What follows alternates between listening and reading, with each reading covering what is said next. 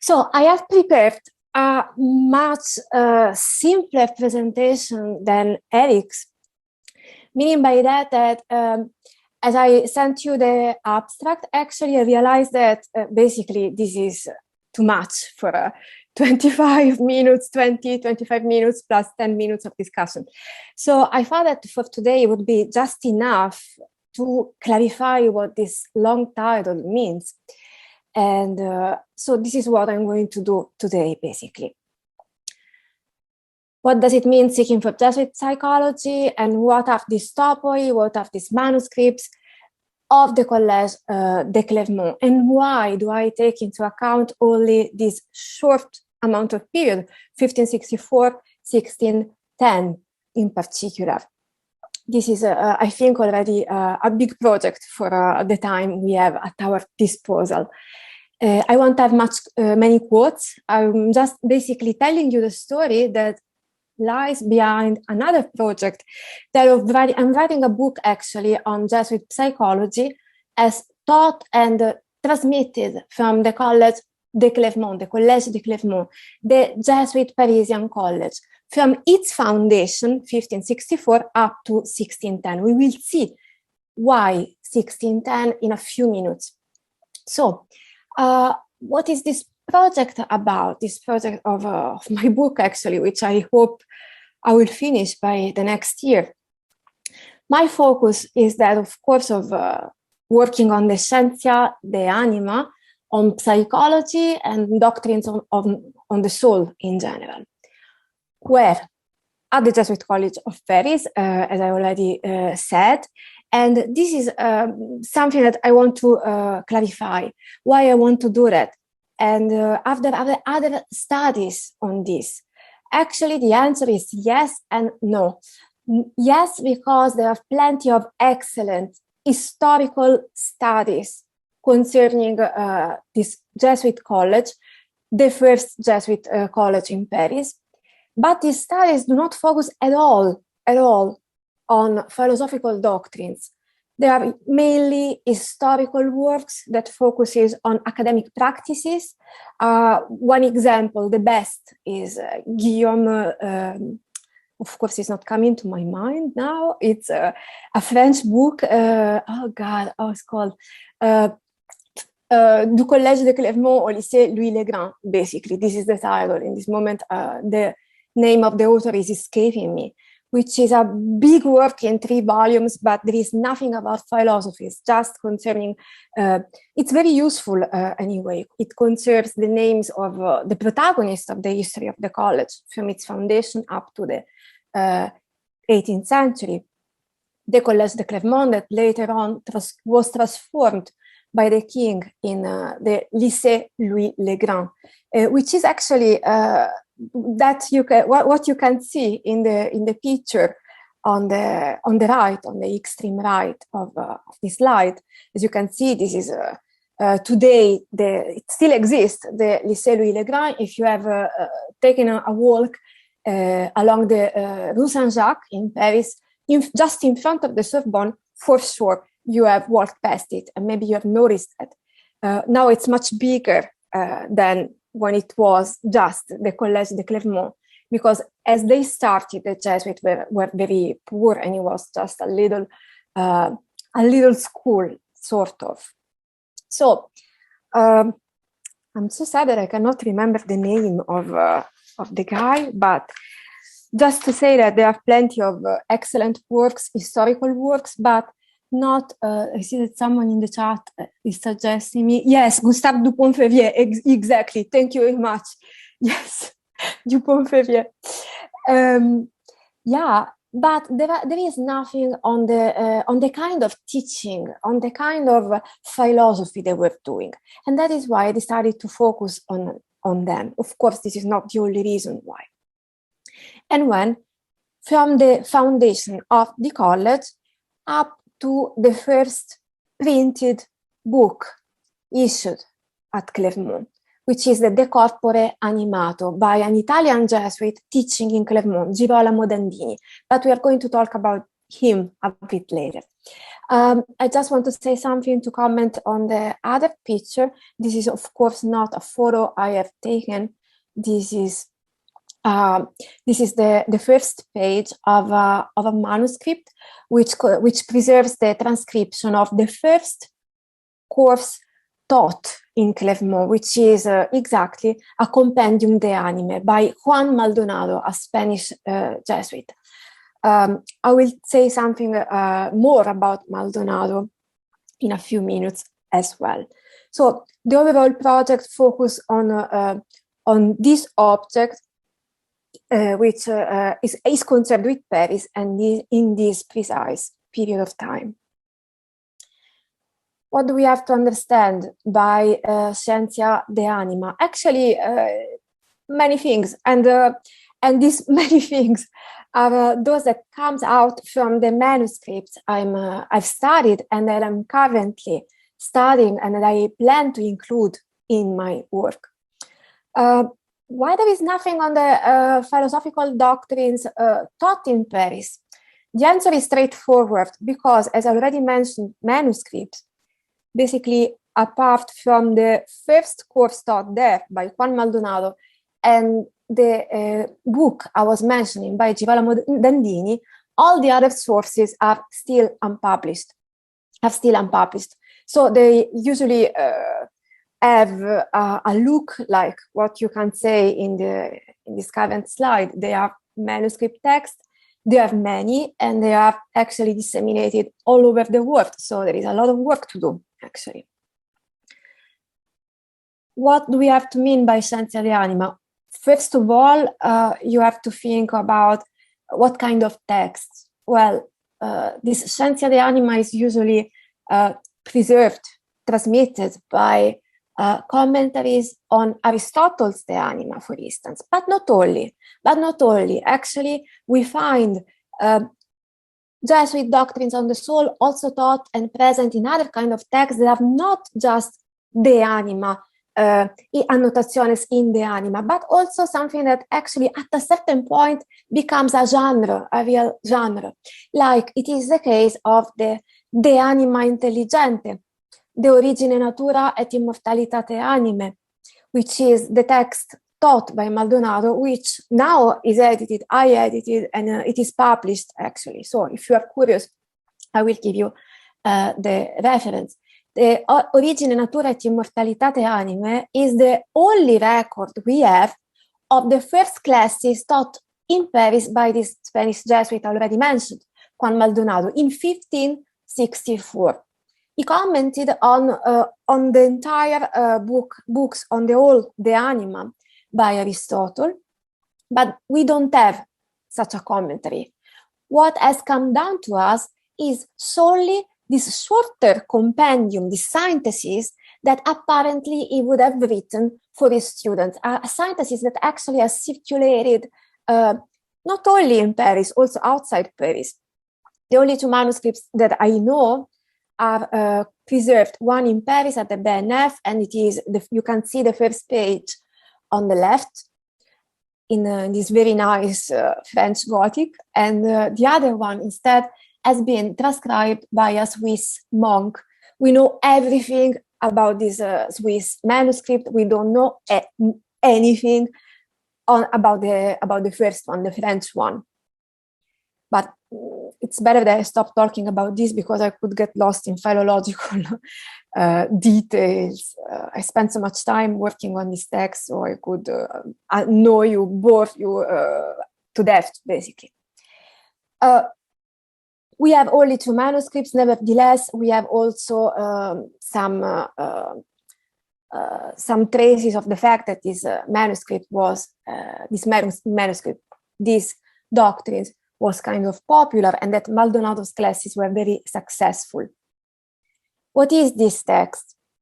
This De Origine Natura et Immortalitate Anime. I have the feeling, I have the idea, which is what I intend to defend as well in my book, that Maldonado originated a real trend, that of actually, after discussing Aristotle, considering the overall Scientia de Anima from a broader point of view. and to focus mostly on what is really important, on what really matters, namely rational soul, by putting aside all the rest. So, for instance, in this compendium by Maldonado, you don't find a word about sensitive soul, vegetative soul. You only find a tract on the main features of the anima intelligente, as Jacobus Bovasa, also known as Valentinus, a Portuguese Jesuit that actually took the chair of philosophy after Maldonado, as he did himself. After commenting the entire De Anima, he produced this very long text, unlike Maldonado's, called the De Anima Intelligente. I'm almost done with the transcription of this text. It's really interesting, and I'm including it. I plan to include it in my book as well. Then I also would like to say something about these course notes and this printed text. As I mentioned, because this is something important when people ask me, why do you work on this stuff? Nobody knows Valentinos, of course, nobody knows Maldonado, or almost. Maldonado usually is the more famous of these guys I'm mentioning, because he was also a Biblist, an erudite of his time, but still, usually everybody knows who Suarez is and ignores all these others. Why to work on them? I have the feeling that they were kind of popular in their time, not just because I confine myself to what their contemporary were saying about them, but also I have the feeling that they have left a trace in their time and even after. We find traces of their teaching and their doctrine circulated all over Europe. Now, please don't laugh. I made this very simple map that I'm presenting you with. We find actually traces, records of the Parisian Jesuit teaching all over in Europe. Here I'm just giving you a few examples, but my corpus of manuscripts from Clermont actually is much bigger. I have many other. I'm just presenting you with some examples.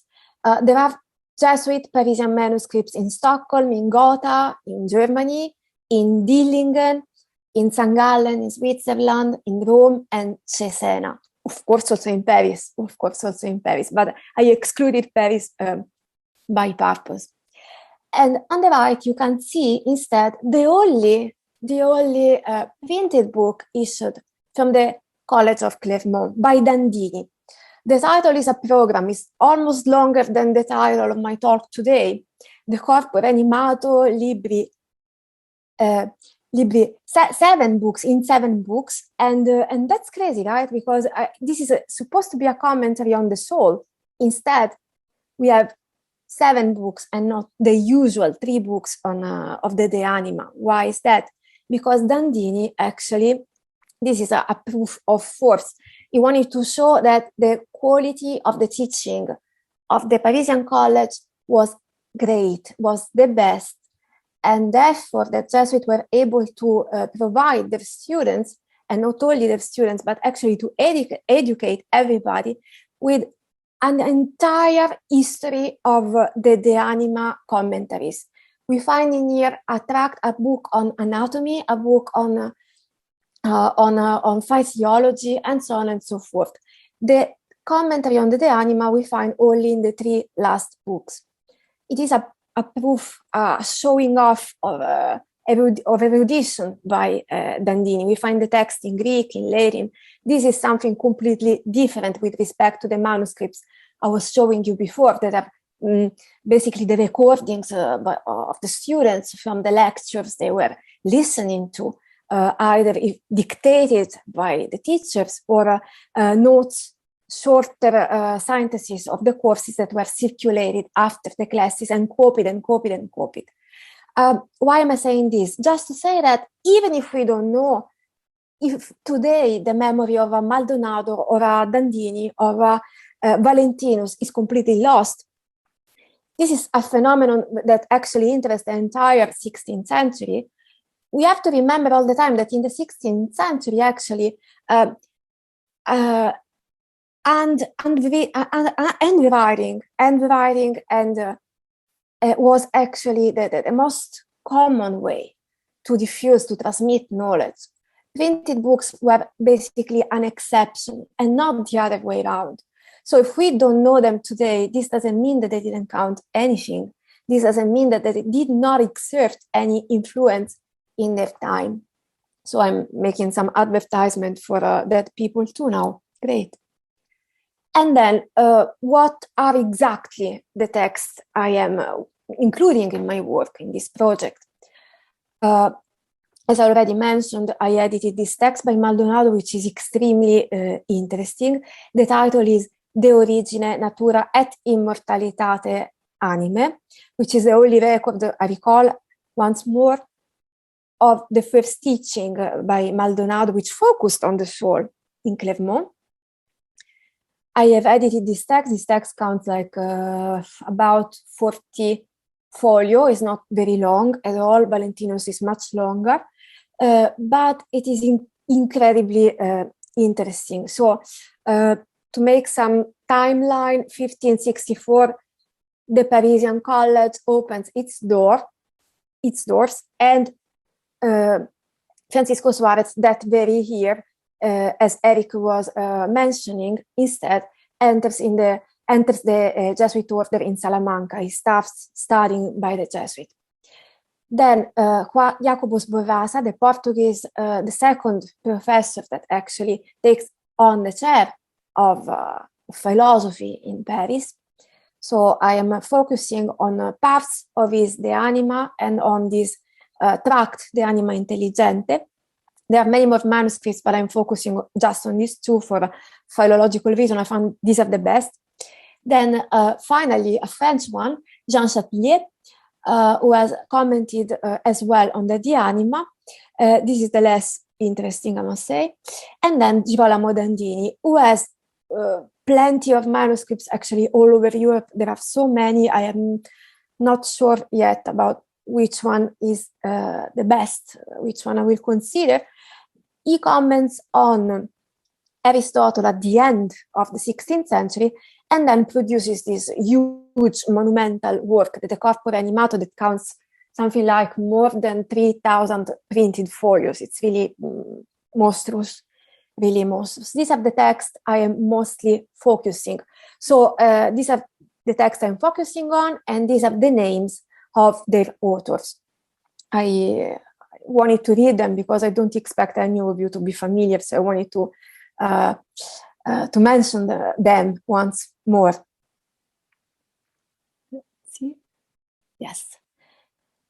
I mentioned topoi in my title, not just manuscripts. So mapping topoi and mapping manuscripts.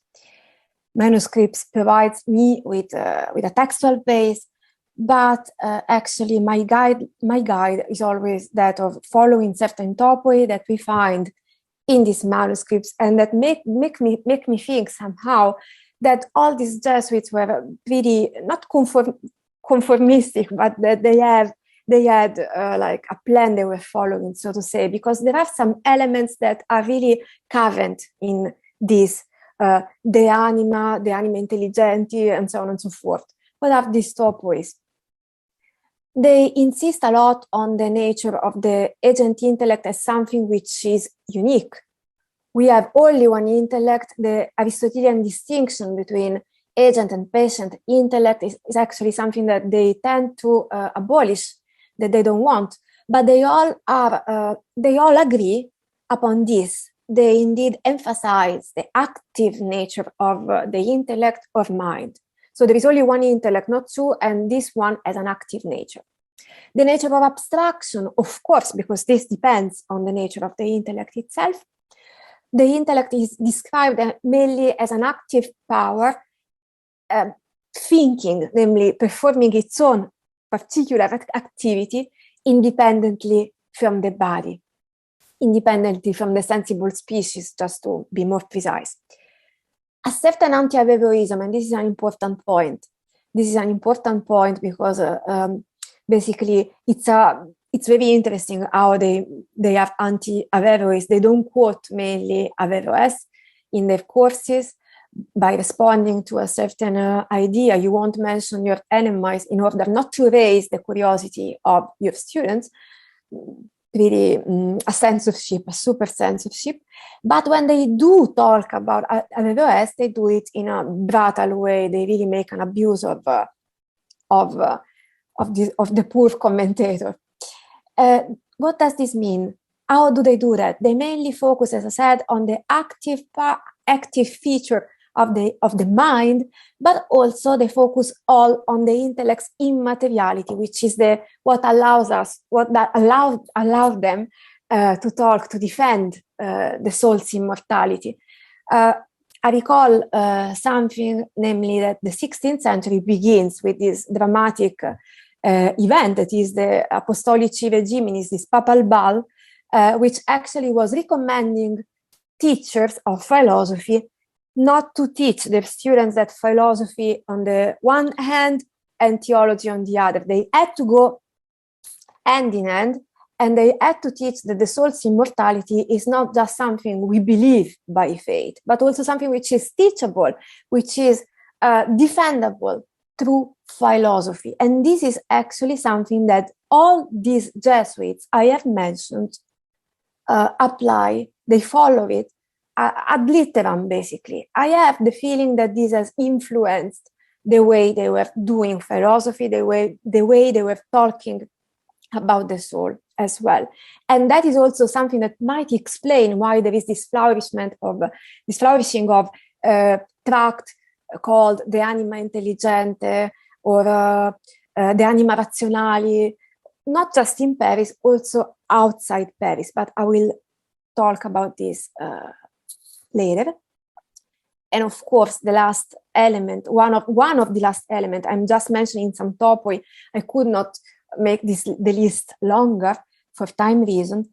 A certain and very bold anti-Thomism. In certain cases more, in certain cases less, of course. We are talking about manuscripts, texts that we have not, mainly we are talking about manuscripts, texts that we have not fought, that were not ready for publication. Maybe this made certain Jesuits bolder, maybe, like it is the case of Maldonado, that has really no problem. Maldonado, the first Jesuit lecturing in Paris, when he, in his compendium on the soul, goes against Thomas without any problem. Unlike Suarez, for instance, who in his printed De Anima, actually, every time has to mention Thomas Aquinas, he does it with in a very reverential way. And yes, I agree with Aquinas. And then, as we all know, he goes against him, right? In an implicit way. Certain examples of this anti-Thomism, the way they conceived of the soul, for instance. These Jesuits are all defending plurality of the form. So anima forma corporis, it's a nice idea. They talk about it, they don't defend it. They all talk about the presence of many souls of many parts of the soul divided, actually. They resuscitate as well the forma cadaveris, which is something that comes down from the first the first forms of anti-Thomism, and even before Thomas Aquinas, actually. And they have all a certain, and to this is attached a certain conception of primary matter. I don't have the time to expound more on this, but if you want, if you're interested, we can do that in the debate. As I told you, I didn't want to bore you, so nor I didn't want to present you with many quotes. I'm just showing you this, just to let you understand better what I mean when I talk about topoi, namely elements that are current in this kind of text. Maldonado on the left, Dandini on the right. Maldonado in this first compendium on the soul taught in Paris, 1564. He destroys the distinction between agent and patient intellect, which we find in Aristotle, with a lot of arguments. The first is very nice. It goes as it follows. Such a distinction that we find in On the Soul by Aristotle is not an Aristotelian distinction because it's useless. We cannot argue philosophically that there is something such as an active intellect, because we can actually say that when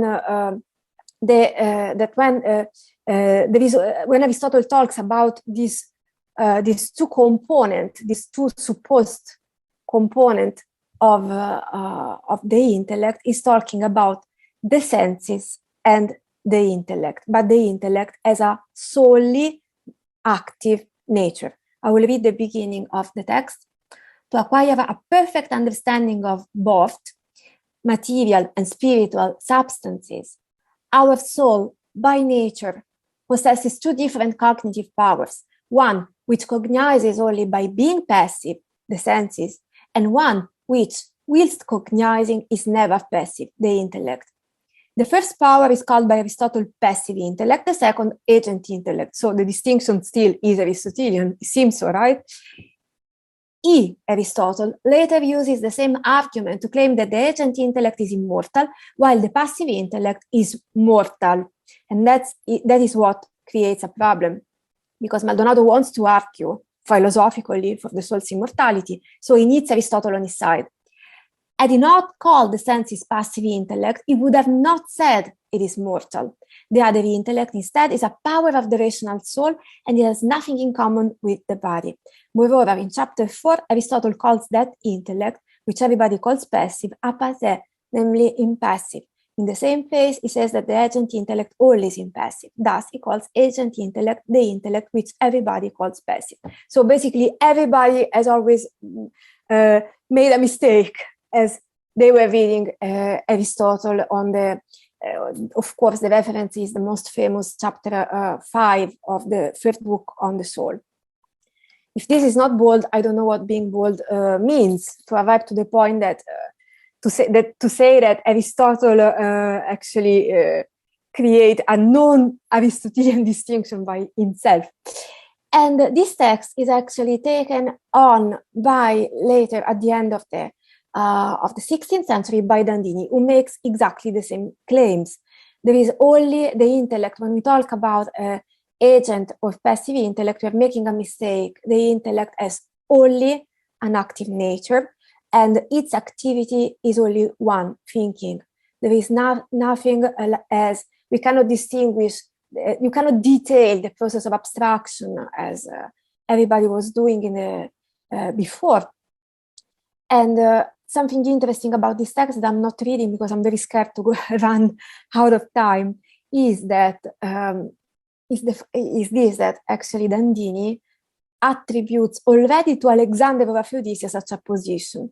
Now, why I said that this is interesting? Because the text that Dandini quotes, and Maldonado doesn't quote anyone on the contrary. This is interesting because if the goal is that of arguing for the soul's immortality, well, the text by quoting Alexander, the most famous moralist commentator of Aristotle, it's already something striking. And not only this, but the text that Dandini is quoting is referred to the agent intellect, which is God. So this creates some problem. Actually, it's disturbing, at least. It's at least disturbing. But what I wanted to show you, I wanted only to bring to your attention the fact that certain elements are really current, like, for instance, in this case, the abolishing of the usual distinction of intellect in these two components, agent and passive, because the intellect, they say, is only and all the time active. Now, what this means actually is highly problematic. This means that we are all the time thinking, that we have all the intelligibles at our disposal from the start. This is a question that actually I plan to discuss thoroughly in the book I'm writing. Then, to conclude, I'm moving toward the conclusion of my talk. I said that this topic is actually to be found everywhere, not only among the Parisian Jesuits. What is interesting is the text by Maldonado, which is the first I edited, is one of the first texts on the Scientia de Anima written by a Jesuit, or at least transmitting the thought, the teaching of a Jesuit in the 16th century, at least among those I know. But these elements are actually to be found in many other texts. The usual comparison, the usual term of comparison is Francisco Suarez's De Anima, which actually Suarez did not publish as he was alive. He wanted to publish it, but because he had lectured on the De Anima, he was at his first teaching appointment in Segovia in 1572. But then actually the text was published posthumous in 1620. Why usually Suarez is considered as a term of comparison? Because basically we find these elements, this topoi, active, present in his text, as well. Elements that we find in Maldonado, that we find in Landini, that we find in Chatelier, in all the people I've mentioned. So, sorry if I go back. So basically we don't have to consider them as super original elements in Suarez De Anima. They were already there. It's just that we don't know them. We don't know them because they are preserved. They were transmitted in texts that still are unpublished. For instance, it is the case of the topos of the complete lack of dialogue, of communication, as James South has called it in a very nice paper.